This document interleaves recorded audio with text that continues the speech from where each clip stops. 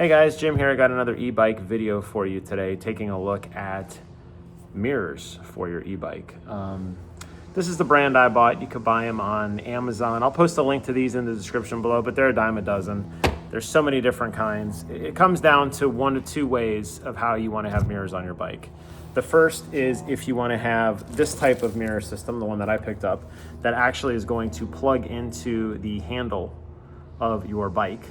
The second is if you want to have a bar so it extends out over the side. And I'll show you, this video will be focused on this one, and I'll show you what you need to look for to figure out which one works best for you. All right, this particular style that I'm going to be showing you guys today is the kind that goes onto the end of your handlebar. Most of the handlebars are hollow.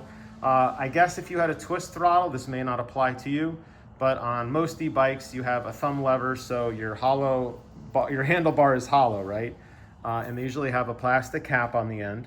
Now I've already taken this one off just to show you. Just note that on this particular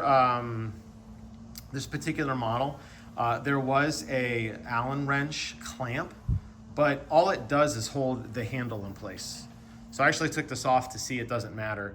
All you really need is just that piece removed. Here's what it looks like when it's on, just so you can see the difference.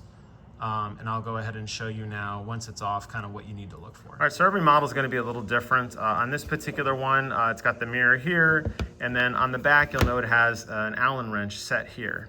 And basically what that Allen wrench does is it'll raise and lower this bolt, which will expand this piece out. And the idea is you're going to take this and you're going to plug it into the hole of your handlebar, like so. It's obviously loose right now. And then you're going to take your Allen wrench and you're going to tighten up this hole here. And as you tighten up that hole, it's going to expand this piece out and it's going to hold it in place, okay? So I need 2 hands to do this, unfortunately. So I'm going to just position it where I think it makes the most sense. This particular bike does have a 360 on it, so it doesn't really matter too much on what angle I want, I guess. I could probably play with it a little bit. I'll look at it in a second. But the idea is you want to have your mirror obviously looking behind you.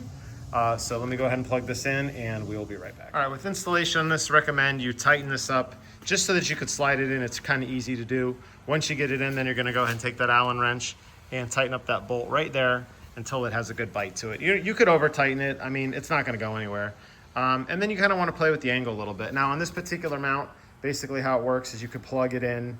You could have this angled down, you could have it angled up, left, right, whatever you want. I wanted to have the ability to be able to see, obviously behind me, makes sense, right? So what I wanted something like that. You could adjust the angle, obviously, and it folds in if you don't want to play with it. But it's kind of up to you. It's going to depend, obviously. You got to remember, you got to keep your arm here. So where do you want to see? What do you want to see? What angle do you want to see above you? Do you want to see below you? Off to the side? Do you want to have bigger viewing angle? Whatever. For me, I got this because a lot of the trails I go on, I'm listening to my headphones, and I think for situational awareness, it makes sense to have one of these.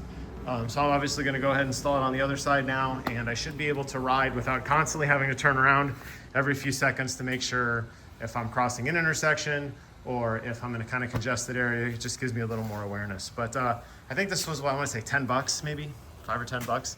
This wasn't that expensive at all. So if you're looking for something, like I said, I'll post a link to these in the description below, but I highly recommend you pick these up. I will have a video later in the week where I show off a different type of these that actually mount onto an extender bar for a little bit different viewing angle. But I do recommend getting mirrors, whatever kind you get. All right, subscribe to the channel for more content. Thank you all so much for watching. And until next time, I'll see you guys in the next e-bike video. Take care.